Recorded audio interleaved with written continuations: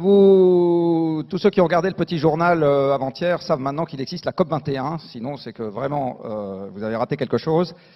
Je vais pas vous faire un long discours sur la COP21, je vais juste vous dire une chose sur la COP21 pour ceux qui ne savent pas bien à quoi ressemble la mécanique onusienne.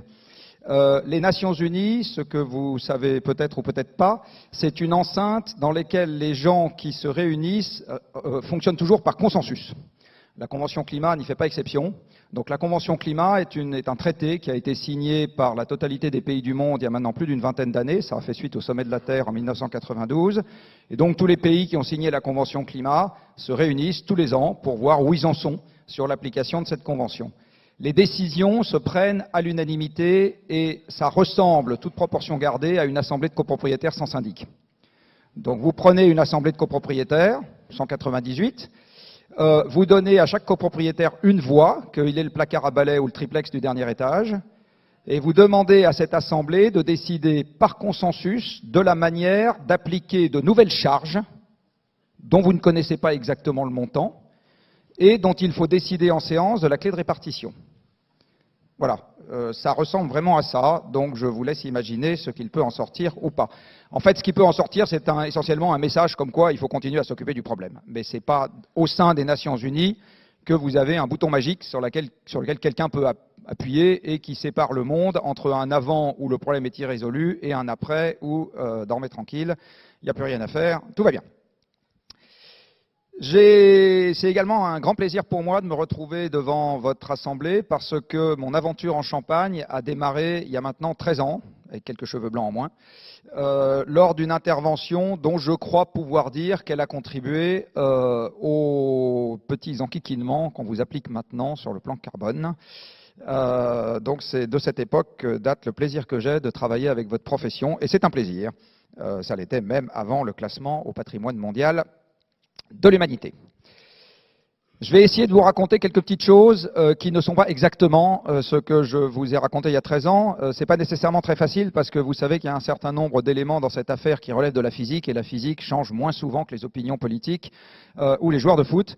Donc je vais essayer de ne pas me répéter par rapport à ce qui a pu être dit il y a quelques années. Je vous fais un tout petit rappel du problème tel qu'il se présente et vous comprendrez aussi, j'espère, avec ça, pourquoi est-ce que c'est pas si simple que ça de s'accorder sur la baisse des émissions. Vous savez qu'on a sur Terre ce qu'on a coutume d'appeler des combustibles fossiles qui, en l'espèce, le dictionnaire est bien fait, sont vraiment des fossiles.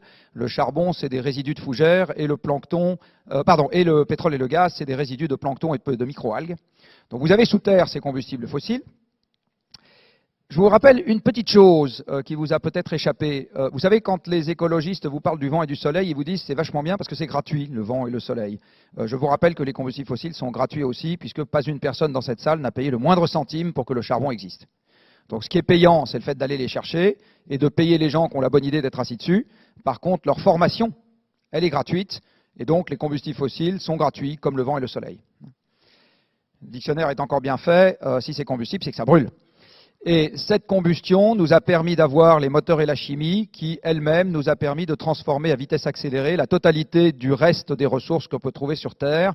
Et ça nous a donné la totalité des objets qui nous entourent aujourd'hui, des lunettes et cravates jusqu'aux enjambeurs et bouteilles de champagne. Sur la base de ces objets à profusion, nous avons bâti une organisation spatiale. Les gens habitent plutôt en ville, sociale, travaillent plutôt dans un bureau, pas les gens dans cette salle, mais plutôt dans un bureau. Ils prennent leur retraite, ils font des études longues, ils ne travaillent pas toutes les heures dans la journée, ils ne travaillent pas tous les jours dans la semaine, ils ont de quoi se promener à droite et à gauche, etc. Tout ça procède de l'approvisionnement énergétique croissant que nous avons maintenant depuis 2 siècles. Et cet approvisionnement énergétique croissant nous a donné une capacité à transformer croissante qui se traduit économiquement par un PIB croissant. Quand vous faites aujourd'hui le lien entre le PIB et l'énergie fossile, vous vous rendez compte que plus il y a d'énergie, plus il y a de PIB en première approximation. Et là, vous comprenez une première difficulté à discuter de la baisse des émissions, c'est que s'il y a moins d'émissions, il y a moins d'énergie, globalement dans le monde, s'il y a moins d'énergie, il y a moins de transformation, s'il y a moins de transformation, il y a moins de capacité à avoir la contrepartie économique de cette transformation. Et ça, en général, il y a plein de gens qui n'aiment pas parce qu'ils ne voient pas bien ce qu'on pourrait faire autrement. Cette affaire-là pose 2 questions. Il y en a une que je vais un peu traiter devant vous ce matin, qui est celle du changement climatique. Il y en a une deuxième, qui est aussi importante, mais qu'on ne traitera pas ce matin, qui est la question de la limitation à l'amont de l'extraction de pétrole, de gaz et de charbon. Et juste pour vous donner un chiffre avant de passer au climat, en Europe, aujourd'hui, nous sommes déjà en décrue pétrolière subie, c'est-à-dire qu'il n'y a déjà plus assez de pétrole extrait dans le monde pour qu'en Europe, il y en ait de plus en plus tous les ans. Il y en a déjà de moins en moins tous les ans. Il y a aussi un déclin subi du gaz en Europe parce que le gaz qui vient de la mer du Nord est en déclin subi depuis 2005. Donc c'est un problème économique très important. Encore une fois, ce n'est pas le sujet de ce matin, mais je voulais quand même vous rappeler ça dans le tableau d'ensemble. Alors si on parle du changement climatique, et du reste je me rappelle très bien du micro-trottoir qui avait eu lieu, qui avait précédé l'intervention en 2002, pendant très très longtemps, la question centrale du changement climatique ne concernait pas l'avenir mais le passé, et la question centrale du changement climatique c'était celle-là. On observe un truc, est-ce que c'est nous? Ah bah oui, peut-être, sauf que non. Alors il y a des gens qui disaient non, c'est pas nous, c'est autre chose, c'est le soleil. Il y a des gens qui vous disaient oui, c'est peut-être un peu nous, peut-être un peu pas nous. Du reste, on ne sait pas trop ce que veut dire un peu. Il y a des gens qui vous disaient regardez, depuis 98, la température s'est arrêtée de monter, donc ça peut pas être nous, etc. Donc ça concernait le passé. Alors toute proportion gardée, c'est un peu comme si quelqu'un qui a commencé à fumer depuis 6 mois et qui a une petite toux l'hiver le matin en se réveillant, on disserte pendant 3 heures pour savoir si c'est le tabac ou si c'est parce qu'il a la crève. On s'en fout, c'est pas le sujet. Le sujet, c'est ce que cette personne risque si elle continue à fumer pendant encore une certaine durée. C'était bien ça le sujet. Eh bien, à cette époque-là, le débat était encore une fois tourné vers le passé et pas du tout tourné vers l'avenir. Or, c'est bien la question de l'avenir qui est en jeu. Soit dit en passant, ce débat était par ailleurs incomplet, et là je vais vous donner un tout petit élément technique pour vous le montrer. Vous avez ici, alors je ne vous refais pas le dessin, vous le retrouvez dans les archives, sur le fait que le supplément d'effet de serre renvoie un supplément d'énergie vers la Terre. C'est ça que ça fait, hein, le supplément d'effet de serre, ça renvoie un supplément d'énergie vers la Terre, et c'est connu depuis Fourier, c'est-à-dire depuis 1824, si ma mémoire est bonne. Ce supplément d'énergie qui retourne vers la Terre, il peut aller soit chauffer le sol, soit faire fondre de la glace, soit chauffer l'eau océanique. Et vous avez sur ce graphique la répartition entre ce qui va dans l'océan, intermédiaire ou profond, et ce qui va chauffer l'atmosphère ou faire fondre la glace. Ce que vous voyez, c'est que l'essentiel de cette énergie qui retourne au sol chauffe l'océan. Et il suffit que l'aiguillage qui distingue ce qui va dans l'océan de ce qui va dans l'atmosphère change un peu pendant quelques années, et vous pouvez très bien avoir plein d'énergie qui continue à rentrer dans la surface, mais qui ne chauffe pas l'atmosphère, et donc la température atmosphérique qui reste stable ou qui descend un tout petit peu. Ça n'a pas de signification sur la tendance de fond. Ça n'a pas de signification sur la tendance de fond. Il continue à rentrer de plus en plus d'énergie dans le système. Alors après, on a pris un peu plus de recul, mais on a continué à parler du passé. Alors voilà comment les températures moyennes ont évolué sur le dernier millénaire. À nouveau, est-ce que c'est nous, pas nous, machin, truc bidule. Est-ce que le Groenland était vert il y a un millénaire? Évidemment qu'il n'était pas vert. La calotte groenlandaise, elle n'est pas apparue en 1000 ans. Donc il n'était pas vert. Ce qui s'est passé à l'époque, c'était que sur la frange sud du Groenland, la durée pendant laquelle il n'y avait pas de neige était un peu plus élevée qu'aujourd'hui, et donc on a pu exiler quelques vikings dont on ne voulait pas à cet endroit-là, en leur disant allez-y donc avec vos vaches et essayez de vous débrouiller. Ce qu'ils ont réussi à faire jusqu'au moment où ça s'est refroidi un peu, et comme ils ne voulaient pas manger de phoques, à ce moment ils sont morts. Parce que les vaches n'arrivaient pas à paître suffisamment longtemps. Mais c'est resté un débat lié au passé. En fait, la vraie question, c'est celle-là. C'est quoi pour l'avenir, hein? Parce que pour le moment, une variation d'une fraction de degré, on arrive encore avec les moyens modernes à la gérer. Ça serait plus difficile, soit dit en passant, si on n'avait pas les moyens modernes. C'est-à-dire dans un monde sans énergie, avec une fraction de degré de variation de la température, on fait déjà beaucoup plus de morts que dans le monde actuel. Vous avez ici un graphique qui vous donne, alors c'est illustratif, je ne vais pas commander les chiffres, mais qui vous dit que plus tard, ça va devenir de plus en plus chaud, que ce plus en plus chaud dépend évidemment de combien les hommes vont mettre de gaz à effet de serre dans l'atmosphère, et donc, j'en parlerai à la fin de cet exposé, ce qui va se passer en Champagne à l'avenir, l'avenir étant volontairement vague dans cette appellation, ce n'est pas juste les 10 ans qui viennent, c'est le siècle et les siècles à venir, eh bien ça va dépendre pour partie du nombre de centrales à charbon qui restera dans le monde d'ici 40 ans. Vous avez actuellement dans le monde, j'y reviendrai tout à l'heure, 30 fois plus de centrales à charbon que vous n'avez de centrales nucléaires en France. 30 fois plus, un peu plus, 30 fois plus. Et ces centrales à charbon sont un des premiers contributeurs aux émissions mondiales de gaz à effet de serre. Eh bien, ce qui va se passer en Champagne dans les décennies à venir, ça dépend du nombre de gens qui continueront à garder ou à construire des centrales à charbon.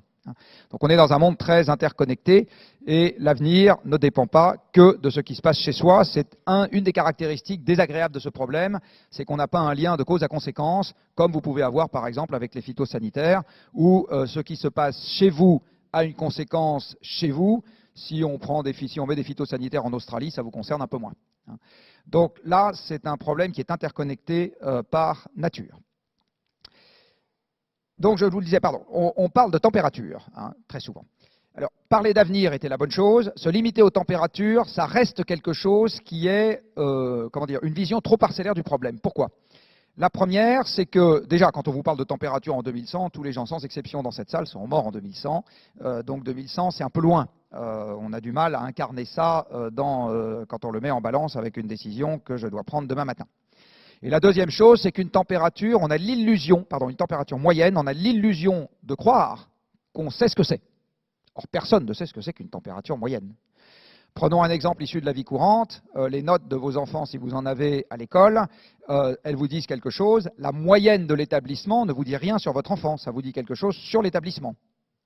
Eh bien, en ce qui concerne la température, c'est pareil. La température moyenne ne vous dit rien sur ce qui se passe chez vous. La température moyenne vous dit quelque chose sur la moyenne. Donc, pour comprendre ce que c'est qu'une moyenne, il faudrait que vous soyez au même moment, ici, à Buenos Aires, au milieu de l'Amazonie, au milieu du Pacifique, à 10 mètres sous l'eau dans l'Atlantique, au pôle et à Ushuaia. Évidemment, vous ne pouvez pas. Donc, la température moyenne, vous ne la percevez pas avec vos sens. Donc, quand on dit 2 degrés de moyenne, les gens comprennent 2 degrés avec mes sens, et 2 degrés avec mes sens, c'est un non-sujet. 2 degrés avec mes sens, c'est un non-sujet. Entre ce matin et cet après-midi, la température variera de quelques degrés, c'est un non-sujet. Vous serez toujours vivant, enfin je vous le souhaite, à la fin de l'après-midi. Donc une moyenne, c'est quelque chose qui ne dit rien à personne. Et 2100, c'est très loin. Alors on va essayer maintenant d'incarner les conséquences possibles avec d'autres éléments. Vous avez ici un deuxième point, à mon avis considérablement plus important, et votre président l'a rappelé tout à l'heure, c'est non pas l'évolution des températures, mais l'évolution de la pluviométrie. Vous avez ici la manière, alors c'est une moyenne intermodèle, etc. Vous avez une illustration de la façon dont la pluviométrie pourrait évoluer à l'horizon du siècle. Ce qui doit normalement vous sauter aux yeux sur cette carte, et vous savez qu'on a toujours mis la France au centre du monde quand on fait les cartes, bonne nouvelle, c'est que le bassin méditerranéen va s'assécher de manière très significative. Ça n'est pas la seule zone au monde qui va s'assécher de manière significative. Si vous regardez où sont les zones qui vont s'assécher, vous constatez qu'elles sont globalement toutes dans la bande tropicale, ou plus exactement dans les bandes tropicales. C'est une conclusion qui est bien connue des modélisateurs du climat, que les zones qui sont sèches vont globalement encore s'assécher, et cette zone de sécheresse va s'étendre un peu de part et d'autre de là où il fait déjà sec. Ça pose bien évidemment une question pour la France. Alors ce que vous voyez sur ce graphique, c'est que là où c'est blanc, c'est qu'on n'a pas de conclusion claire. Et si vous regardez la France, vous constatez que pour le moment, le nord-est de la France n'a pas de conclusion claire. Donc ce que vous a dit tout à l'heure Dominique sur l'évolution des précipitations en Champagne est parfaitement cohérent avec ce que je vous montre maintenant. Il n'est pas attendu que la Champagne aille franchement dans un sens ou franchement dans l'autre pour le moment. Ça ne veut pas dire que ça n'arrivera pas. Ça veut dire que pour le moment, ce n'est pas quelque chose qui est attendu. Alors regardez bien les zones qui sont là. Et regardez maintenant comment ont évolué les précipitations sur la période récente. Alors la période récente, c'est les 50 dernières années. Et vous voyez que si je cercle très exactement les mêmes endroits que ceux que je viens de cercler sur la carte précédente, je tombe sur des régions qui sont pour l'essentiel déjà en train de s'assécher. Donc l'assèchement déjà constaté d'un certain nombre d'endroits dans le monde est déjà une marque du climat qui est en train de changer. Alors, ne bougez pas, parce qu'on va faire le lien avec l'actualité récente. Vous avez ici la manière dont les précipitations évoluent sur le dernier siècle, sur le pourtour du bassin méditerranéen. Vous voyez que les barres rouges ont tendance à s'accumuler quand on se rapproche des années récentes. Et en particulier, on a connu sur le bassin méditerranéen, et en particulier en Syrie, et là vous allez vraiment voir où je vais en venir, une sécheresse très significative sur les dernières années. Cette sécheresse très significative a engendré ceci. Vous avez ici l'évolution comparée de la production céréalière en Syrie et de la population syrienne.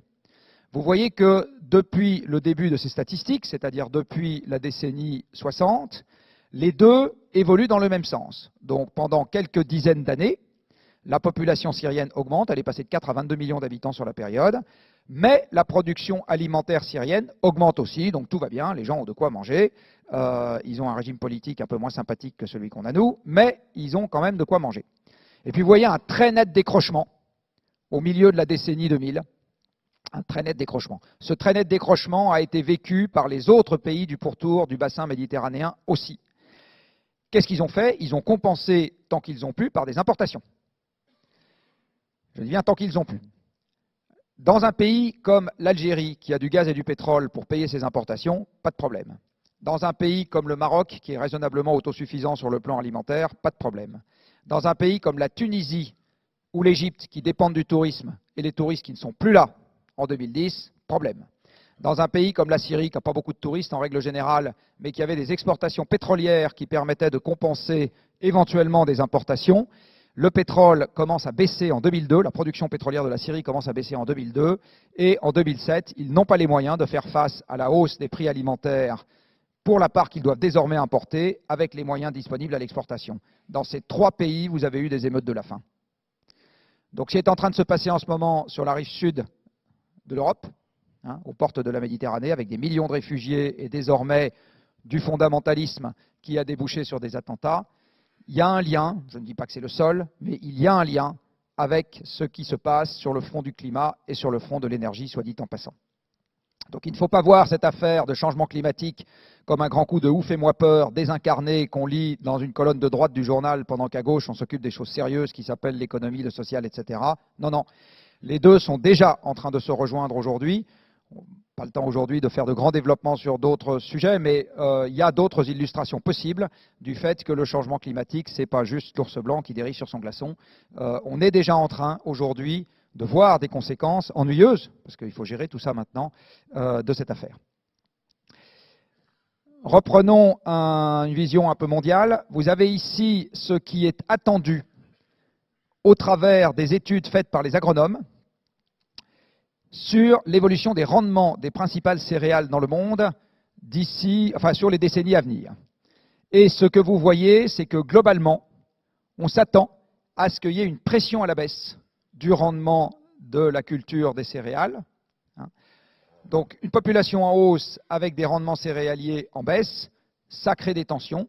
Je vous rappelle que selon Malthus, les invasions barbares qui ont existé, qui ont mis fin à l'Empire romain, étaient des exportations de populations qui n'arrivaient plus à se nourrir en provenance des pays scandinaves. Donc je le redis, c'est une autre illustration de ce que je viens de raconter avec les printemps arabes. Vous connaissez ce dicton, ventre fin d'un point d'oreille. Quand les gens commencent à avoir vraiment faim et vraiment pas les moyens d'y parvenir, en général, ils font des grosses bêtises. C'est très propice à ce genre de choses. Si on en croit la FAO, l'augmentation de la démographie engendrerait une augmentation de la demande qui, elle, va dans l'autre sens. Donc la question, c'est qu'est-ce qui se passe? Vous avez pas seulement des écosystèmes dirigés, vous savez que l'agriculture est un écosystème dirigé, c'est des écosystèmes dans lesquels on est proche de quelque chose de monospécifique, donc ça reste un écosystème, mais c'est dirigé. Vous avez également des écosystèmes dits naturels, pour autant qu'on puisse les considérer comme naturels, puisqu'en France, par exemple, vous n'avez plus une forêt primaire, qui, eux aussi, vont être soumis au stress du changement climatique. Alors ce diagramme qui a l'air un peu compliqué, il vous donne la vitesse de déplacement vers les pôles, la vitesse de migration possible d'un certain nombre de... Alors, je ne sais pas s'il y a un truc qui permet de... Il y a un laser là-dessus? Non, il n'y a pas de laser. Si, ça. Ah voilà. Ça vous donne la vitesse de migration vers les pôles des différentes classes d'espèces. Et donc là, vous voyez par exemple, les arbres arrivent à migrer de quelques kilomètres à 15 kilomètres par... je ne sais plus si c'est par décennie, c'est ça? Et les traits horizontaux de couleur vous donnent les déplacements des aires favorables vers les pôles aussi, en fonction du scénario. Alors maintenant, ce n'est plus un scénario d'émission, c'est un scénario dit de forçage radiatif. Retenez que le 2.6, c'est celui dans lequel on fait les 2 degrés, et que le 8.5 est un scénario dans lequel les émissions augmentent indéfiniment jusqu'en 2100. Celui-là, j'y crois pas, je pense qu'on aura d'autres limitations qui s'appliqueront bien avant. Ça, évidemment, il est plus que souhaitable. Celui-là, il est encore possible, et celui-là peut-être aussi. Global, c'est tout type de paysage confondu. Si vous êtes en plaine, c'est flat, et si vous êtes en montagne, c'est pas représenté là-dessus. Mais ça va moins vite, évidemment. Ce que vous constatez, c'est que si vous êtes dans un scénario d'émission où on va dire on tape dans le charbon de manière croissante jusqu'en 2050, donc vous baladez quelque part par là, eh bien l'essentiel des espèces d'arbres ne peuvent pas suivre le déplacement des aires favorables vers les pôles. Qu'est-ce que ça veut dire? Ça veut dire que les forêts meurent. C'est ça que ça veut dire, pour être très clair. Pareil, en ce qui concerne les plantes, vous voyez que l'essentiel des plantes ne peuvent pas, parce que ça c'est on va dire une espèce de moyenne, il y en a beaucoup qui vont ne pas pouvoir suivre, etc. Les animaux très mobiles, eux, auront plus de facilité à se déplacer, bien évidemment. Donc il y aura des conséquences sur les écosystèmes, et je vous rappelle que s'il n'y a plus d'écosystème, c'est caricatural évidemment ce que je vais dire, mais enfin s'il n'y a plus d'écosystème du tout sur Terre, on meurt tous avec, puisqu'on a un tout petit besoin qu'il y ait des plantes et des animaux pour se nourrir et assurer un certain nombre d'autres services. Ce qu'on a coutume d'appeler les événements extrêmes vont s'intensifier. Là, je reviens à quelque chose de très basique. Le réchauffement climatique est donc quelque chose qui va augmenter la température au sol. Mais dans le même temps, il va refroidir la température stratosphérique. En fait, si le rayonnement terrestre, parce que c'est ça l'effet de serre, est intercepté plus près du sol, ça réchauffe les températures près du sol, mais il en reste moins pour réchauffer la haute atmosphère, et donc la haute atmosphère se refroidit. Si la température au sol est plus élevée et la température dans la haute atmosphère plus faible, la différence entre les deux augmente. Or, cette différence de température, c'est le moteur des mouvements convectifs puissants qui vont créer les phénomènes extrêmes. Les ouragans, les tornades, les orages même. Il faut un gros cumulonimbus, donc un gros mouvement convectif local, mais un gros mouvement convectif pour faire un bel orage, idéalement pas de grêle. Donc, cette différence de température augmentant, c'est assez simple de comprendre qu'il va se passer quelque chose sur les phénomènes extrêmes. Donc on peut imaginer qu'ils deviennent plus intenses, plus fréquents, plus longs quand il y en a un, plus amples dans leur étendue spatiale quand il y en a un, le diamètre des ouragans augmente, etc. Pour le moment, ce que nous dit la science, c'est que la fréquence va probablement diminuer de manière très étonnante. Par contre, l'intensité moyenne, alors là c'est les ouragans de catégorie 4-5, va augmenter. Donc quand il y en aura un, il sera plus destructeur. Et les paramètres caractéristiques des ouragans, qui sont la vitesse maximale atteinte du vent et les précipitations maximales atteintes, vont avoir tendance à augmenter. Donc dit autrement, pour le moment, ce qui est envisagé pour la Terre dans son ensemble, pas juste pour une zone donnée, après vous avez les zones une par une. Donc vous voyez, dans le Pacifique Sud, on s'attend à une très forte diminution du nombre d'événements, mais quand vous regardez l'océan Indien, il n'y a pas de modification du nombre. Donc ça va beaucoup dépendre de là où on est. Eh bien, vous voyez qu'il y a une conclusion qui est attendue sur l'intensité, encore une fois, de ces phénomènes. Là où ces phénomènes arrivent, a une incidence majeure sur les dégâts. Prenez 2 ouragans, Katrina à la Nouvelle-Orléans, un ouragan dont je ne me rappelle plus le nom, honte à moi, qui est arrivé au Bangladesh quelques décennies avant. L'ouragan Katrina fait 1500 morts, c'est beaucoup, mais ça ne fait que 1500 morts. Le même arrivant au Bangladesh en a fait 100 000. La différence entre les deux, c'est que les États-Unis se gobergent d'énergie, donc ils ont les moyens très facilement d'évacuer, de reconstruire, d'amener de l'eau potable, d'assurer la police pour éviter les émeutes, d'amener de la nourriture, etc. Le Bangladesh n'a pas tous ces moyens, 100 000 morts. On n'est pas capable d'évacuer les gens, on n'est pas capable d'amener de l'eau potable. L'essentiel des morts le sont à cause de l'eau croupie. C'est des maladies amenées par l'eau qui les tuent, etc., etc. Donc le fait qu'on ait ou pas de l'énergie est un élément central dans la capacité de réponse à ce genre de perturbations.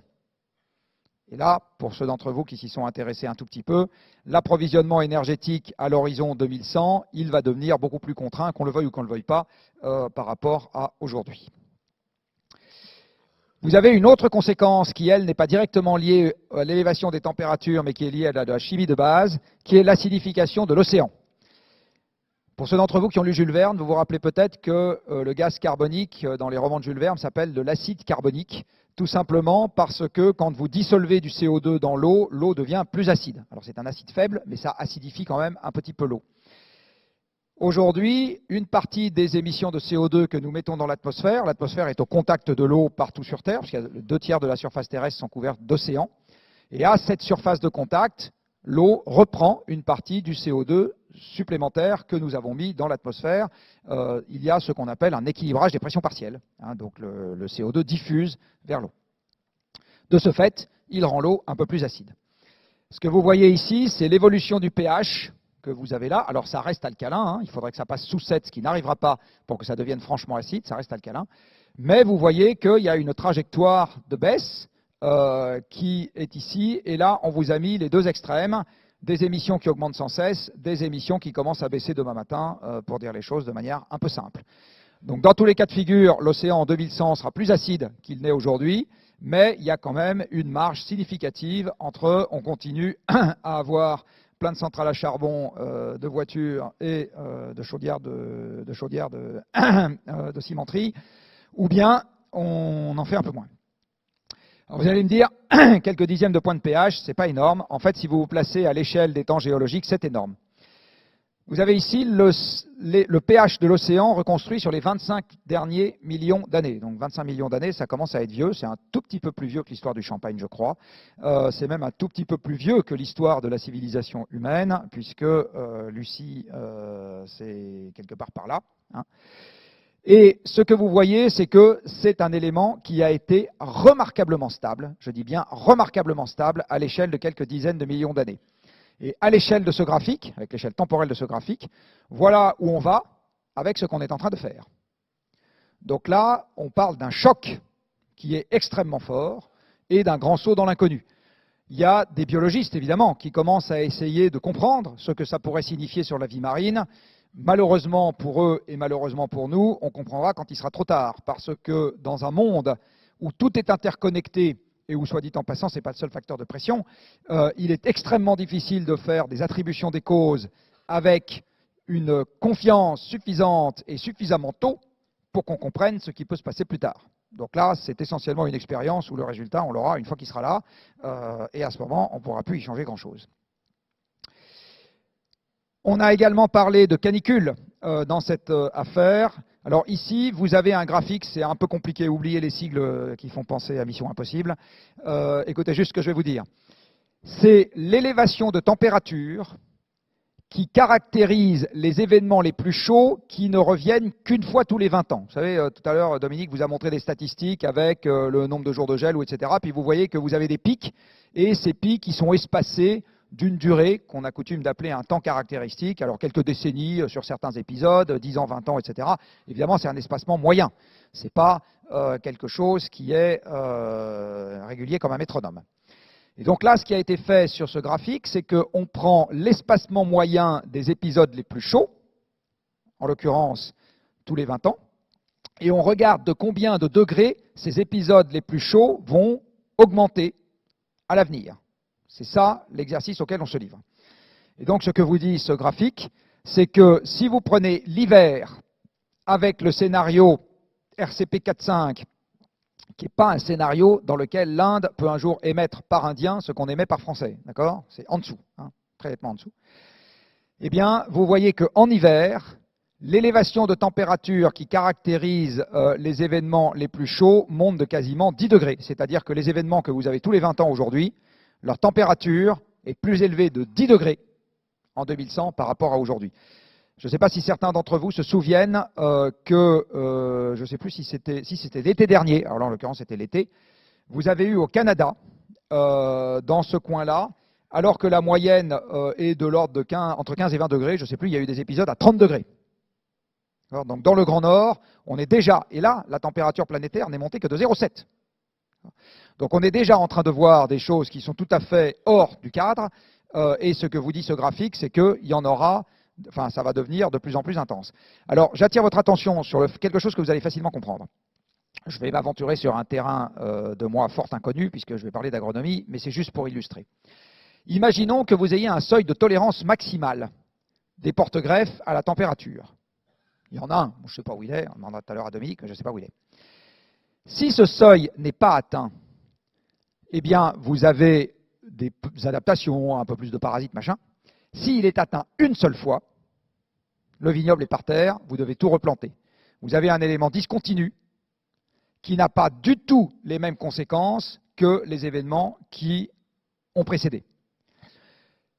Dans les événements extrêmes, il faut bien comprendre que ce qu'on amène comme élément de réflexion nouveau dans la gestion des risques, c'est que vous avez des franchissements de seuil avec derrière l'impossibilité, avec des effets cliquets, l'impossibilité de revenir en arrière et derrière des conséquences qui vont durer 5, 10, 15, 20, 50, 100 ans, parfois plus. Il y a eu un franchissement de seuil à la Nouvelle-Orléans, ils ne sont toujours pas revenus à l'état initial. Donc ce qu'il faut bien avoir en tête avec les événements extrêmes, c'est que ce n'est pas il fait chaud, je tourne le climatiseur, il fera froid, problème réglé. C'est que vous pouvez avoir des franchissements de seuil sur les conséquences, dont le coût social, économique, écologique, politique, ce que vous voulez, est totalement inconnu à l'avance. C'est bien comme ça qu'il faut comprendre le problème. Vous avez également un sujet concernant les calottes polaires. Alors les calottes polaires, ça a un premier effet sur l'ours blanc, mais comme j'ai souvent coutume de le dire avec cynisme, tout le monde s'en fout. Et un deuxième effet dont les gens se foutent un peu moins, qui est que ça va accélérer le niveau, enfin la montée des eaux et le niveau moyen de l'océan. Vous avez ici une carte de l'Antarctique où on a mesuré par altimétrie radar la variation de l'altitude. Or, comme le sol est toujours au même endroit, si l'altitude baisse, c'est qu'il y a moins de glace. Si l'altitude augmente, c'est qu'il y a plus de glace. Et ce que vous voyez, c'est que sur cette décennie, vous avez un endroit ici où l'altitude a baissé. Ça veut donc dire qu'il y a déjà moins de glace à cet endroit-là. Et si vous regardez sur la décennie suivante, c'est-à-dire d'il y a 10 ans à maintenant, en gros, eh bien vous voyez qu'il se confirme que cette partie de l'Antarctique est déjà en train de se désagréger et il se confirme que l'essentiel du Groenland est déjà en train de fondre ou de se désagréger. Et la contribution des masses des calottes polaires à la hausse du niveau de l'océan jusqu'à maintenant, vous la voyez ici, c'était insignifiant jusqu'en 2000 et c'est en train de devenir quelque chose qui est significatif par rapport aux glaciers continentaux et bientôt ça va le dépasser. Donc là, on est sur un mouvement qui est en train de gagner très rapidement en ampleur et pour notre plus grand malheur, nous avons ici ce qu'on appelle des rétroactions positives. Une rétroaction positive, c'est le fait que quand la conséquence commence à se produire, elle augmente la cause, si je puis m'exprimer ainsi. C'est-à-dire que la conséquence devient elle-même un supplément de cause. Quand le Groenland fond, je vous le redis, le sol reste au même niveau. Donc le haut de la calotte a tendance à baisser. Comme le haut de la calotte a tendance à baisser, la température ambiante se réchauffe. Tous ceux d'entre vous qui sont allés à Chamonix savent qu'en haut du Mont Blanc, on ne fait pas la même température qu'à Chamonix. Comme la température se réchauffe, ça accélère la fonte. La deuxième chose que ça fait, c'est que comme vous avez de plus en plus des températures de surface qui sont positives, ça fait ruisseler de l'eau en surface et ça fait ce qu'on appelle des moulins. Je ne sais pas si vous avez déjà vu ce que c'est, un moulin sur un glacier. C'est une rivière de surface et puis à un moment, ça tombe dans un trou et ça s'enfonce. Et à ce moment, ça va aller ruisseler sur la surface. De ce fait, et ça n'est pas grivois, ça va lubrifier le glissement de la calotte. Et donc la calotte va glisser à vitesse accélérée vers la mer, parce que les calottes sont souvent posées sur des terrains en pente. Le Groenland, c'est pas tout plat, c'est pas la Beauce, c'est des montagnes, donc il y a des terrains en pente. Et là, ça va accélérer le glissement de la calotte vers la mer. Tout ça, c'est des rétroactions positives, donc plus ça fond et plus ça augmente la fonte.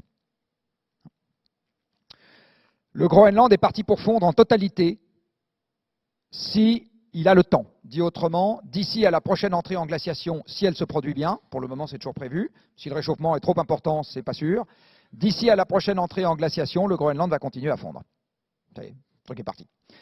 Ça va fondre et ça va amener n'importe quoi entre 1 et 6 mètres d'élévation au niveau de la mer, en quelques siècles, mais enfin, ils sont déjà inscrits. Alors vous allez me dire, la Champagne est un tout petit peu plus que 6 mètres au-dessus du niveau de la mer, donc je m'en fous.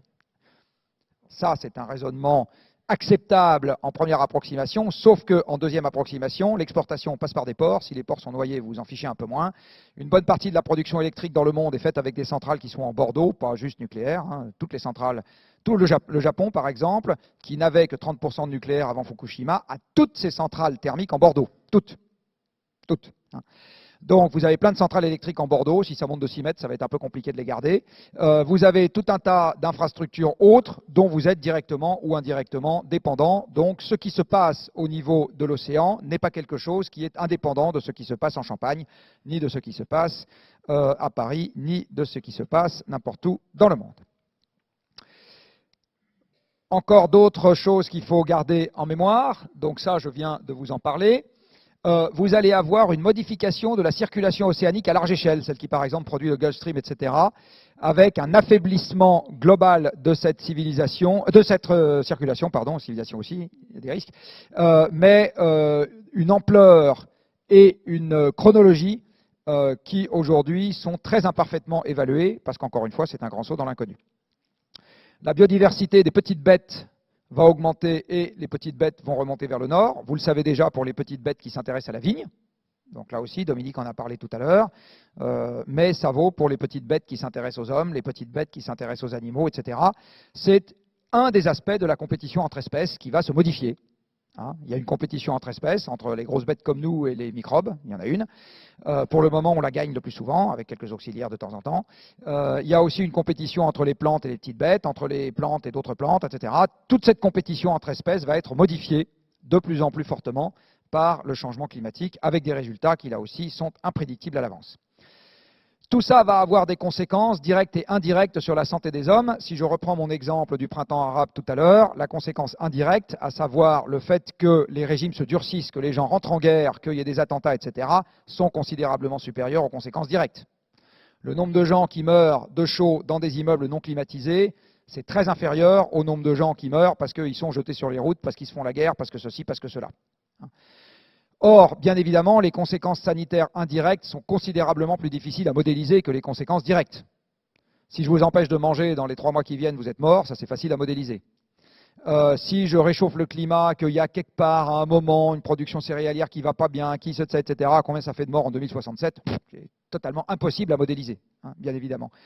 Ça rend difficile le passage à l'action, parce que le passage à l'action est d'autant plus facile à faire qu'on a une idée claire des risques.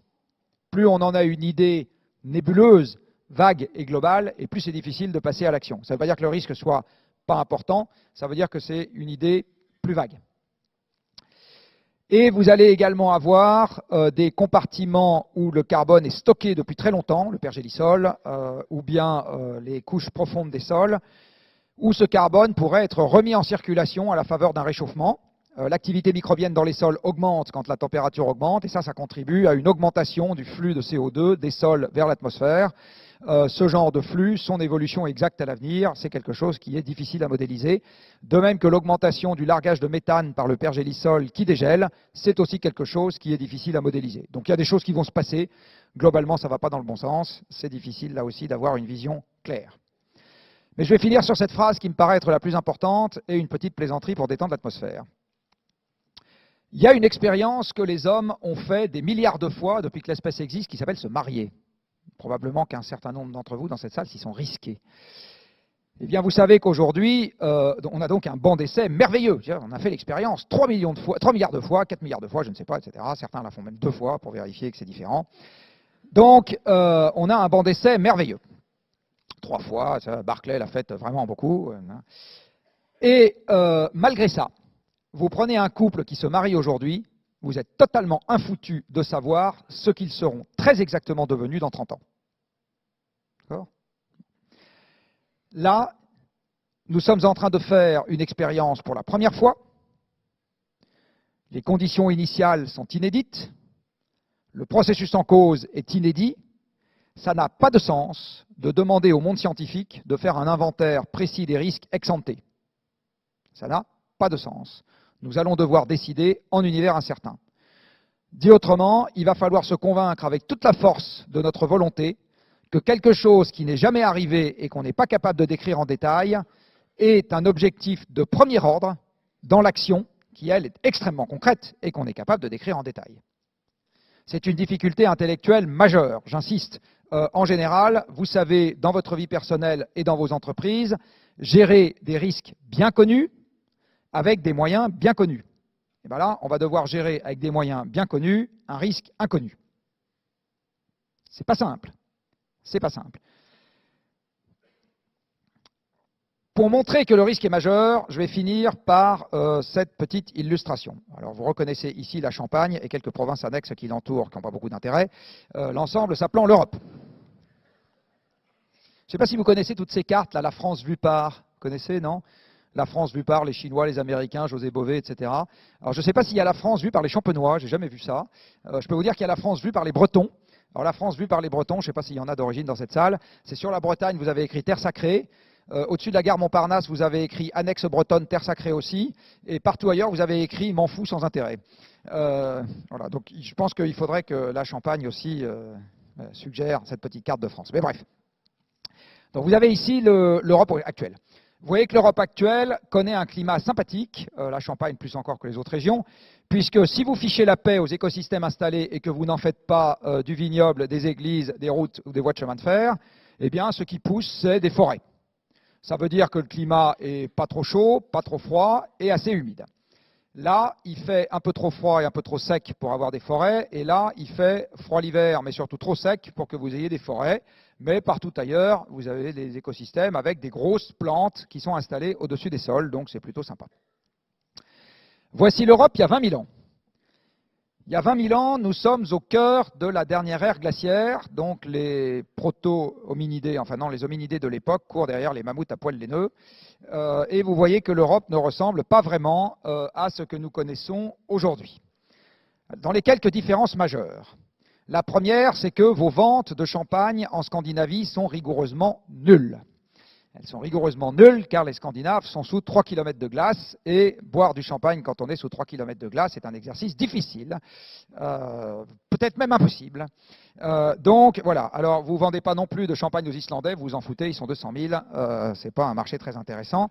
Vous n'en vendez pas plus aux Canadiens qui sont aussi sous la glace, vous avez une énorme calotte de glace aussi posée sur le Canada qui s'appelle le Laurentide.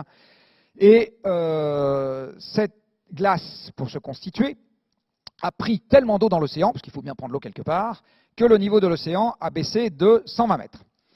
Donc, première bonne nouvelle pour nous. Attends, j'ai oublié une autre bonne nouvelle, c'est que le tournoi des 6 nations est passé à 5 nations, puisque les Écossais ont arrêté de nous emmerder. Ce que vous pouvez voir là. Le niveau de l'océan a baissé de 120 mètres. Alors là, une mauvaise nouvelle pour ceux d'entre vous qui ont assez d'argent pour avoir un voilier à Granville. Il n'y a pas de voilier à Granville, il n'y a pas la mer à Granville, la Manche a disparu. Le point bas de la Manche aujourd'hui est à 114 mètres sous le niveau de la mer et la mer à l'époque a baissé de 120 mètres. C'est aussi pour ça qu'on peut rentrer à pied dans la grotte Cosquer, alors qu'aujourd'hui il faut un équipement de plongée. Très bonne nouvelle par contre, vous n'avez perdu aucun euro dans Eurotunnel, il n'y a pas besoin d'Eurotunnel, et les bonnes années, on peut mettre la pâtée aux Irlandais sans avoir besoin de se mouiller, les bonnes années. Vous voyez que les écosystèmes installés en Europe, à ce moment-là, ne comportent pas de forêt. Vous avez des écosystèmes qui ressemblent essentiellement à ce que vous trouvez aujourd'hui dans le nord de la Sibérie. Donc vous avez de la steppe boréale parce qu'il fait sec et froid. Donc vous avez des graminées, le sol est gelé en permanence, vous avez une incapacité totale à faire de l'agriculture. On ne peut pas faire d'agriculture en Europe à cette époque-là. Et comme on ne peut pas faire d'agriculture, les chasseurs-cueilleurs courant derrière les mammouths à poils laineux et les érelles, ils arrivent à monter jusqu'à 100 000 personnes. Donc la population française de l'époque, l'ordre de grandeur, c'est quoi? La population de Reims, on va dire, à peu près. Donc vous avez, à cette époque-là, je ne sais pas si vous vous rendez compte, une division de la population française par un facteur de plusieurs centaines. Parce qu'on ne peut pas faire d'agriculture et que c'est tout ce qu'on peut avoir comme hommes vivant en France à cette époque-là. La différence de température moyenne de la planète entre ces deux paysages, c'est 5 degrés.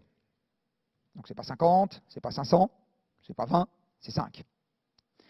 C'est 5 degrés qui se sont appliqués à raison de 0,1 degré par siècle sur 5000 ans. Donc 0,1 degré par siècle sur un siècle, c'est pas grand-chose. Du reste, nous, on a vécu 0,7 degrés par siècle sur un siècle. Et bon, ça commence à faire quelques morts ici et là, ça commence à tuer quelques petits vieux en France. Mais globalement, ça n'a pas bouleversé la face du monde. J'insiste sur le fait que c'est notamment à cause du fait qu'on a de l'énergie à profusion en ce moment. On aurait les mêmes variations climatiques dans un monde sans énergie, on trouverait déjà ça beaucoup moins drôle.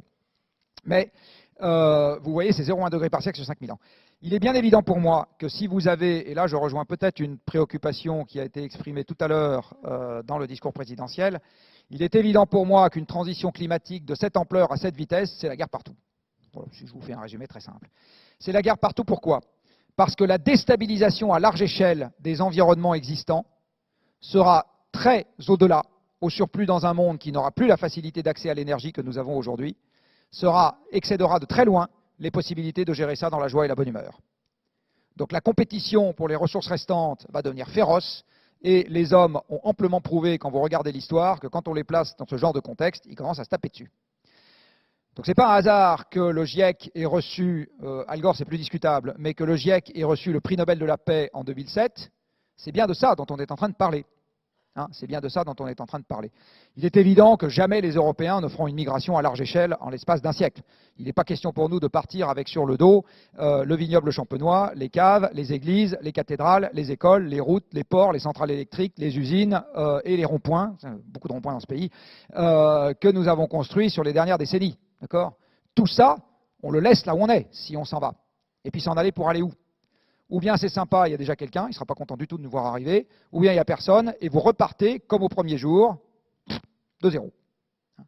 Donc vous comprenez bien que tout ça, aucune de ces trois possibilités n'est totalement indolore pour la paix. Donc j'insiste vraiment, j'aime pas l'expression de sauver le climat, parce que c'est les hommes dont il s'agit, le climat on s'en fout. Le fait que Mars ne soit pas habitable et que Vénus ne soit pas habitable, ça ne fait ni chaud ni froid, c'est le cas de le dire aux gens dans cette salle, et vous avez bien raison. On s'en fiche, qu'il n'y ait pas de tigre à dents de sabre sur Mars, ce n'est pas un sujet. Donc le sujet, c'est de préserver, sympathique pour les hommes, le seul vaisseau spatial habitable que nous connaissions dans le système solaire, qui s'appelle la planète Terre. Et si on ne le rend plus habitable, ou que partiellement habitable, ce qui est plus exactement la vérité, eh bien vraisemblablement qu'on trouvera le résultat de l'expérience, et pas nous, mais ceux qui vont nous suivre, particulièrement désagréable. Si on ne veut pas, il y a une droite. Moi, j'adore les problèmes qui se résolvent avec une droite, parce que ceux-là, au moins, ils ont le mérite d'être simples, qu'il faut avoir en tête. Vous avez ici un graphique sur lequel, regardez l'échelle du haut, parce qu'en bas, c'est du carbone, vous n'aimez pas ça. En haut, vous avez des émissions de CO2, qui sont celles de l'humanité entre 1850, c'est-à-dire le début de la révolution industrielle, et le moment que vous choisissez. Donc vous prenez n'importe quand, 1900, 2000, etc., et vous regardez combien est-ce que l'humanité a émis depuis 1850 en cumulé. Vous prenez cette valeur, vous la reportez sur cette droite, celle de la droite de couleur, là, vous tirez un trait sur l'axe vertical, et ça vous donne de combien la température montera en 2100 par rapport à 1860. Très simple. Alors, application pratique. Voilà où nous en sommes à fin 2015. On a déjà mis 2000 milliards de tonnes de CO2 dans l'atmosphère. Vous voyez d'où sort le CO2 qu'on a déjà émis. Il est là, beaucoup du charbon, un peu moins du pétrole, pas beaucoup du gaz, et un paquet significatif de la déforestation. Et donc, nous avons signé pour 1, quelque chose d'élévation de température en 2100. Donc rappelez-vous que 1 degré quelque chose, c'est le quart d'une transition glaciaire interglaciaire. Donc on est déjà en train de parler de quelque chose qui n'est pas anecdotique, prolongé sur la durée, et dont nous n'avons pas vu, loin s'en faut, toutes les conséquences aujourd'hui. Si je raisonne à l'envers, je dis, on imagine que les gens qui négocient en ce moment sont sérieux et que surtout, une fois qu'ils seront revenus dans leur pays, une fois qu'ils ont quitté la négociation, ils continueront à être sérieux, la première condition étant plus facile à atteindre que la deuxième. Eh bien, vous avez donc 2 degrés qui est ce que vous souhaitez avoir au maximum, et ça vous dit que d'ici à 2100, il ne faut pas émettre plus de 3000 milliards de tonnes de CO2, dont 2000 ont déjà été émises. Dit autrement, je vais vous traduire ça d'une autre manière, vous prenez tout ce qu'on a fait depuis 1850 jusqu'à 2015, vous divisez par 2, et c'est tout ce qu'on a le droit d'émettre entre maintenant et 2100. Ça vous donne une idée. C'est ça, les 2 degrés. D'accord ? C'est ça. Ça suppose notamment de passer par un point d'étape, qui est la division par 3 des émissions planétaires d'ici à 2050. Donc je prends les émissions planétaires aujourd'hui, j'en garde le tiers, les 2 tiers, je dois les enlever, je divise les 2 tiers par 35, puisqu'il reste 35 ans d'ici à 2050. D'accord ? Ça veut donc dire que les émissions planétaires, j'en prends 2%, je prends 2% des émissions actuelles, et c'est ce que je dois enlever tous les ans, en valeur absolue, aux émissions planétaires. Tous les ans, à partir de la semaine prochaine. Si je ne fais pas ça, je n'ai pas les 2 degrés. Si je veux les 2 degrés, je dois faire ça. Alors, avec ce que je vous ai rappelé au début de cette intervention, c'est-à-dire que l'énergie fossile est ce qui a fait la richesse des nations, si je fais un peu court, commencez à comprendre qu'on est dans un débat qui n'est pas très simple, et je vous rappelle le fait que la solution doit être trouvée en assemblée de copropriété sans syndic. vous avez ici la contrepartie en CO2 potentiellement émissible de ce qu'on appelle les réserves prouvées en matière de combustibles fossiles. Alors on peut longuement discuter sur est-ce qu'elles sont vraiment prouvées, peu importe, l'ordre de grandeur est le bon. Ce que vous voyez sur ce graphique, c'est que si je prends les réserves de combustibles fossiles possédées par les diverses régions du monde, que j'ai discriminées entre charbon, pétrole et gaz, eh bien, si j'émets, ce graphique se comprend de la manière suivante, si j'émets la totalité des réserves prouvées, si je brûle, pardon, la totalité des réserves prouvées de charbon en Amérique du Nord, je mets 500 milliards de tonnes de CO2 dans l'atmosphère. Je vous rappelle que la limite, c'est 700 jusqu'en 2100. D'accord ? Si j'émets la totalité du pétrole contenu dans les gisements du Moyen-Orient d'ici à 2100, enfin si je consomme, pardon, eh bien je vais émettre 300 milliards de tonnes, etc. Donc ce que vous voyez sur ce graphique, c'est que bien évidemment, nous n'avons pas la possibilité d'utiliser ne serait-ce ce qu'il y a dans les réserves prouvées de combustibles fossiles déjà disponibles si nous voulons respecter l'objectif des 2 degrés. Donc il y a trop de combustibles fossiles pour qu'on brûle tout, si on veut respecter cette limite. Une chose qu'il faut également garder en mémoire, c'est que vous voyez que les plus grosses barres sur ce graphique concernent le charbon. C'est là qu'on a les plus grosses réserves, et c'est par ailleurs avec le charbon que les émissions par unité d'énergie sont les plus importantes. Donc il y a un premier truc à faire, si on veut être sérieux sur les 2 degrés, c'est de supprimer la totalité des centrales à charbon existantes dans le monde sur les 30 prochaines années. Voilà. J'avais émis une idée farfelue que je vais me permettre de recycler ici, c'est pas un traquenard Dominique. La dernière fois qu'on avait discuté, j'ai dit je pense que la Champagne devrait offrir, alors j'avais imaginé le poids de la centrale en bouteille, mais j'ai fait un petit calcul, ça ferait quand même la production annuelle, c'est beaucoup. Donc le poids de l'équipe dirigeante en bouteille à tout dirigeant d'une centrale à charbon dans le monde qui décide de mettre sa centrale à la ferraille. Voilà. Je pense que vous devriez faire ça, vous devriez faire un prix spécial, parce que c'est votre intérêt. Parce que c'est votre intérêt. La totalité de ce CO2, si vous faites tout, là, si vous regroupez tout, c'est 3000 milliards de tonnes. Je vous rappelle qu'on a encore droit à 1000. Donc il y en a 3 fois trop, en gros. On peut, par exemple, brûler tout le pétrole. Mais à ce moment, on ne touche pas au gaz, on ne touche pas au charbon. On peut brûler les 2 tiers du pétrole. À ce moment, on a un peu de marge de manœuvre sur le gaz, mais on ne touche toujours pas au charbon, etc. etc. Donc, vous voyez qu'il y a une équation, et après c'est des règles de 3, pour savoir comment est-ce qu'on arrive à gérer ce problème. Et je vais finir avec ça, qui est la répartition des émissions mondiales aujourd'hui. Alors évidemment, je ne vous le dis pas à l'avance, sinon, vu l'heure avancée, vous n'écouterez pas. Donc vous avez des tranches de camembert, là, et je vais vous décrire les tranches les unes après les autres. 20% des émissions mondiales, vous voyez que c'est la plus grosse tranche, 21, sur ce camembert, donc toutes les autres sont plus petites ou un peu plus petites, concernent les seules centrales à charbon dans le monde. Les seules centrales à charbon dans le monde font 20% des émissions mondiales.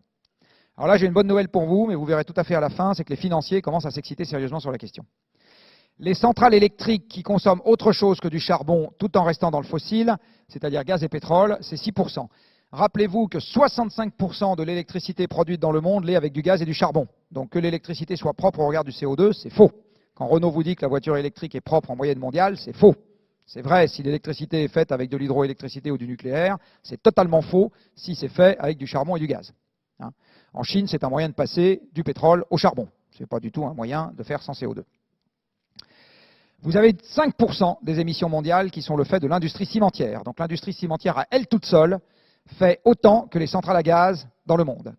Vous avez 10% qui concernent le reste de l'industrie dans le monde. Donc le ciment fait 1/3 des émissions mondiales de l'industrie. Je pense qu'un des plus gros acteurs, un des plus gros émetteurs unitaires de CO2 dans le monde, c'est Lafarge-Holcim.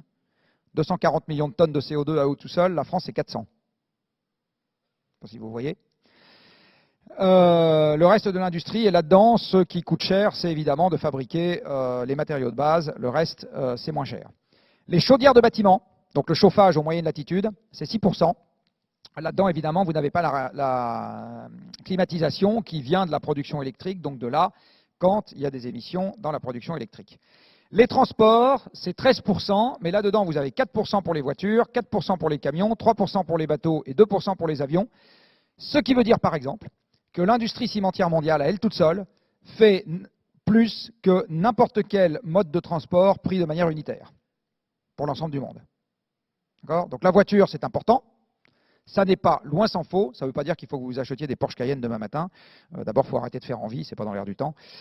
Mais il faut bien comprendre que la voiture est un sujet, c'est très très loin d'être notre seul sujet. C'est très très loin d'être notre seul sujet quand on s'intéresse à la question du climat. L'agriculture fait 20%. Alors là aussi, mauvaise nouvelle pour les gens qui aiment bien manger 5 plats l'un derrière l'autre, je ne nommerai personne. C'est que vous avez un déterminant majeur des émissions agricoles dans les pays occidentaux, qui est la consommation de viande rouge. Comme vous le savez peut-être, l'essentiel des surfaces agricoles utiles en France concerne l'élevage direct ou indirect du bétail.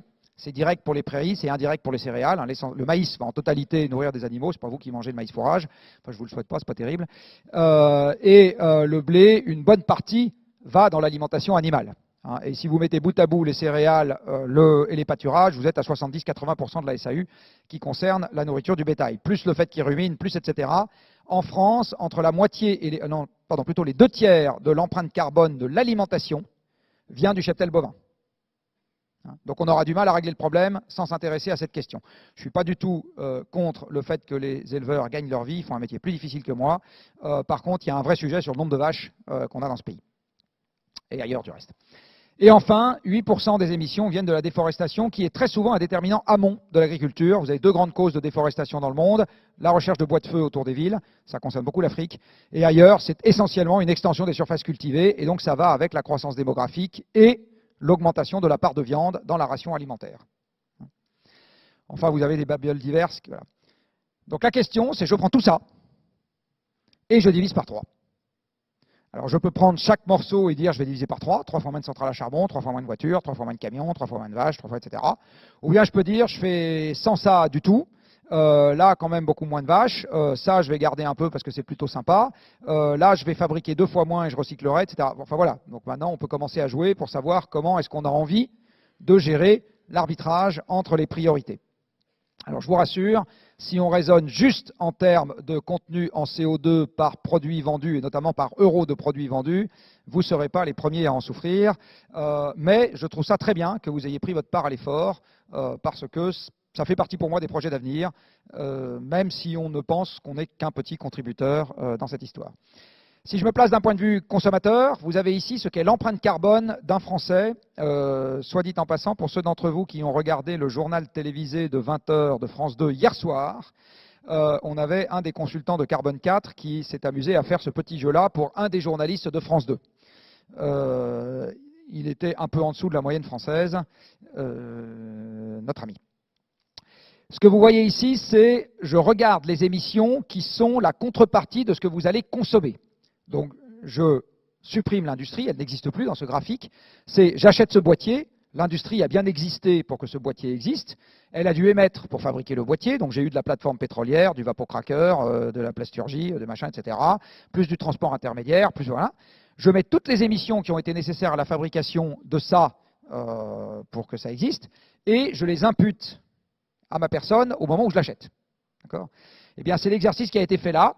Donc, au moment où vous faites construire, on vous impute les émissions de la construction. Alors ça, évidemment, c'est ramené aux Français, parce que vous ne faites pas construire tous les ans. Enfin, peut-être que vous êtes suffisamment riche pour ça, mais en général, non. C'est ramené à l'année et aux Français. Vous chauffez chez vous, vous mangez, vous achetez des choses et des machins, vous vous déplacez. Là-dedans, il n'y a pas les déplacements professionnels. Les déplacements professionnels contribuent à cette barre-là et à cette barre-là. D'accord ? Et vous avez des services qui sont offerts généreusement en contrepartie de vos impôts. Donc vous allez à l'hôpital, le moins souvent je vous le souhaite, à l'école, raisonnablement souvent quand même, etc. Et on a une armée qui en ce moment s'occupe un peu de notre affaire et qui consomme du pétrole. Bon. Donc tout ça est là-dedans. Ce que vous voyez, c'est que l'ensemble de ces émissions, si vous faites ça, plus ça, plus ça, plus ça, etc., vous arrivez là-haut à 10,5 tonnes équivalent CO2. Donc l'empreinte carbone d'un Français, c'est 10,5.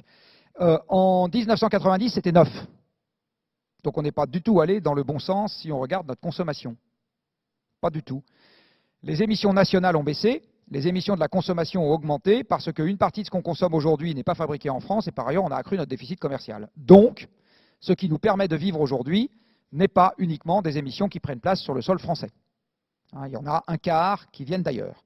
Alors celles qui viennent d'ailleurs, il y en a dans toutes celles-là, parce que tous les machins, phone, Mac, etc., ordinateurs, écran de télévision, rien de tout ça n'est fabriqué en France. Cette barre-là n'existait pas en 1990, et c'est bien évidemment fabriquer les produits qui vaut cher en termes de CO2, c'est pas les utiliser.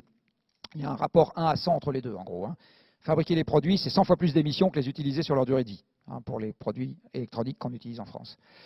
Là, vous avez également un morceau qui n'existait pas en 1990, qui est l'avion. Aujourd'hui, entre EasyJet et Ryanair, vous avez des gens qui prennent beaucoup plus l'avion, alors que la voiture est restée à peu près stable sur la période. Si vous prenez la viande rouge est l'essentiel, les produits laitiers, c'est difficile d'en avoir sans vache. Donc vous voyez, le cheptel bovin, c'est une grosse moitié de l'empreinte carbone des Français, donc de l'alimentation, pardon. Donc là, on va quand même aussi devoir s'en occuper. Si on est sérieux sur les 2 degrés, on divise les émissions mondiales par 3. Si on est un tout petit peu communiste dans cette division, les Français qui sont un peu au-dessus de la moyenne mondiale prennent un peu plus que leur part, donc ils divisent par 4. Ça veut donc dire que l'empreinte carbone d'un Français ne doit plus excéder ce qu'il y a dans le rectangle rouge en 2050. Voilà. Donc si M. Hollande est un peu sérieux... Allez, on ne fera pas de blague. Je continue ma phrase. Donc si M. Hollande est un peu sérieux sur sa question des 2 degrés, une fois revenu aux affaires domestiques, il doit travailler à ce qu'on atteigne ça dans la joie et la bonne humeur. On est d'accord? Il faut souhaiter qu'on y arrive. Parce que j'insiste sur un point. Aujourd'hui, quelque chose que vous n'avez pas dans vos comptes, pas dans le prix de la bouteille de champagne, que je n'ai pas dans mes comptes, je suis chef d'entreprise, etc., c'est une externalité qui s'appelle la paix. Combien vaut l'externalité paix dans vos comptes?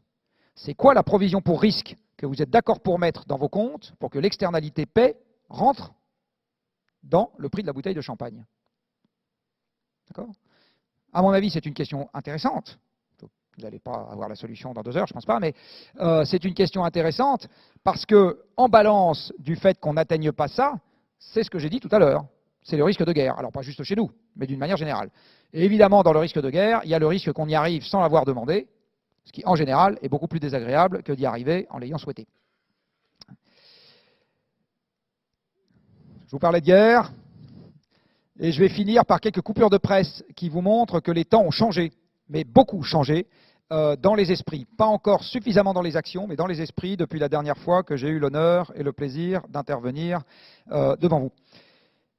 Vous n'auriez jamais vu ça il y a 10 ans, jamais, jamais. Vous prenez le premier quotidien économique français, vous prenez un des éditorialistes les plus connus de ce quotidien, et l'éditorialiste en question, nécessairement excellent puisqu'on partage le même prénom, vous dit pour nous en sortir, il faudrait une bonne guerre. Alors évidemment, notre ami Vittori n'est pas du tout un va-t-en-guerre, c'est pas du tout aux hommes qu'il pense, il pense à ça. Il dit, en gros, et je suis ravi d'avoir entendu exactement la même, mais peut-être que vous avez de bonne lecture, la même expression il y a quelques instants dans la bouche de votre président. Aujourd'hui, nous avons besoin, vous connaissez cette maxime d'Einstein, qui est on ne résout pas un problème avec l'état d'esprit qu'il a engendré. Nous avons besoin aujourd'hui d'être transgressifs dans la manière dont on gère le problème, mais pas transgressif pour le plaisir, pas bêtement, utilement transgressif, c'est-à-dire de s'affranchir d'un certain nombre de choses que nous considérons pourtant aujourd'hui être des habitudes, voire de bonnes habitudes. Et pour être transgressif, il faut qu'à un moment, on ait vraiment une motivation très importante. Donc il faut qu'on se considère comme étant, entre guillemets, en guerre. Je vous rappelle que pendant la dernière guerre mondiale, les États-Unis ont réorienté 30% de leur PIB en 3 ans. Donc yes, we can. La question, c'est est-ce qu'on en a envie, mais on peut. Et pour vous montrer qu'en ce moment, il se passe vraiment des choses étonnantes, voilà quelques coupures aussi tirées de l'actualité récente. Monsieur Pouyanné, ci-devant patron de Total, réclame actuellement une hausse du prix du CO2 en Europe. Vous allez dire, il est fou. Il est complètement fou. Il ne vend pas de lunettes, mais pourtant, il est fou. Eh bien, non, il n'est pas fou. Il n'est pas fou parce que Pouyanné vend du pétrole, mais il vend aussi du gaz. Et il n'a qu'une seule envie, c'est que le gaz chasse le charbon dans la production électrique européenne, ce qui, de mon point de vue, est une excellente idée. Et pour que le gaz chasse le charbon dans la production électrique européenne, compte tenu du contenu en CO2 respectif de l'électricité au gaz et de l'électricité au charbon, mais du fait qu'en ce moment le charbon c'est moins cher que le gaz, il faut monter le prix du CO2 à 30 € la tonne. Donc M. Pouyanné réclame partout que le CO2 vaille 30 € la tonne.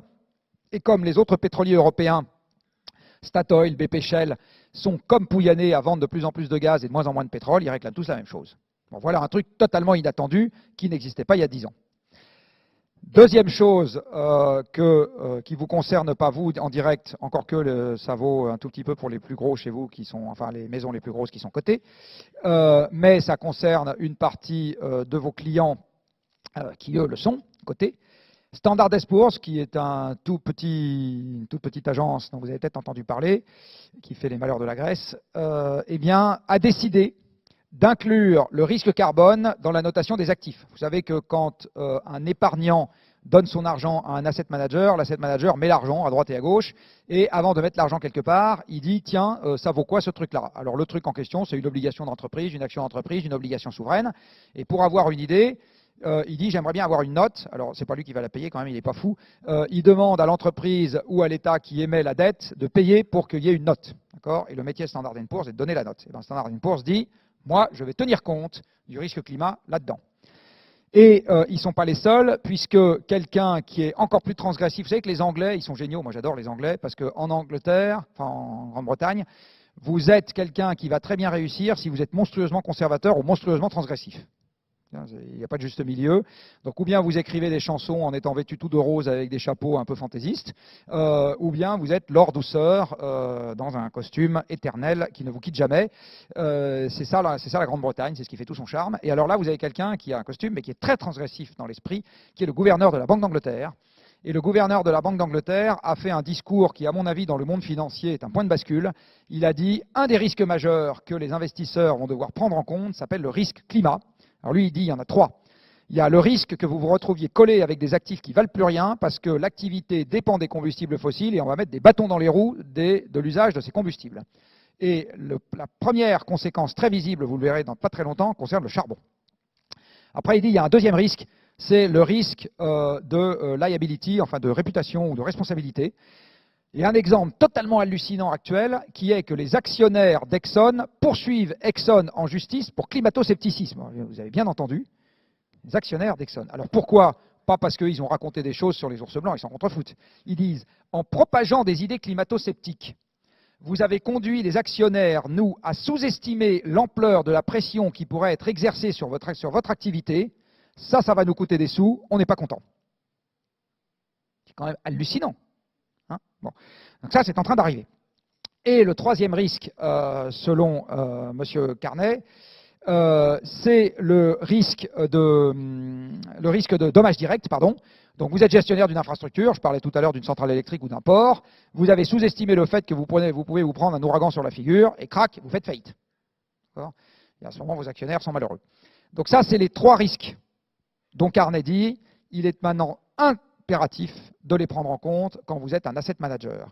Et il l'a tellement dit que le G20 a mandaté le Conseil de stabilité financière, donc comme par hasard, cet homme est aussi le président, pour dire « mettez-nous au point des stress tests concernant les portefeuilles d'investissement face au risque climat ».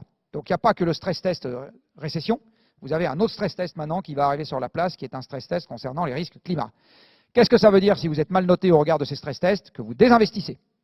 Donc que les activités qui avaient besoin de votre argent ne l'auront plus. Autre chose qui est très liée à ça, vous avez maintenant un certain nombre d'investisseurs qui, soit en réaction, soit en anticipation de cette affaire, ont commencé à dire « on n'investit plus dans le charbon ». Et vous avez notamment le premier fonds souverain de la planète, le fonds souverain norvégien, qui est un tout petit peu plus riche que les Champenois, même que les Champenois, 700 milliards de dollars gérés, qui a dit « le charbon, j'y touche plus ».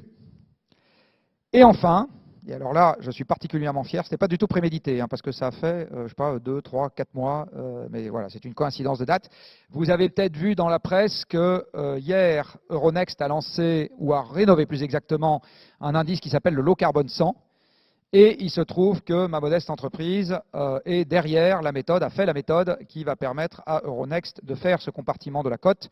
Alors, c'est pas, si vous lisez des choses dans le journal, ça ne veut pas dire que toute entreprise qui y est bonne pour le climat, ça veut dire que les autres sont pires. Mais c'est un premier pas.